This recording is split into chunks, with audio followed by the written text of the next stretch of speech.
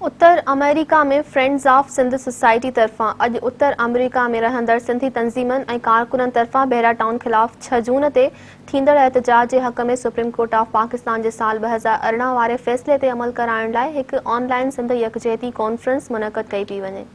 Conference में SANA, जसकम, world Sindhi congress, Pakistan progressive alliance ऐं ॿिया सिंधी कम्युनिटी जा सीनियर अॻवान शिरकत कंदा।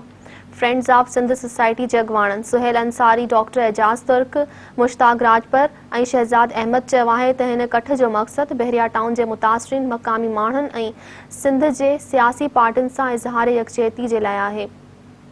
हुननि जो त सिंध एक्शन कमेटी जूं घुर्जूं ऐन क़ानूनी आहिनि।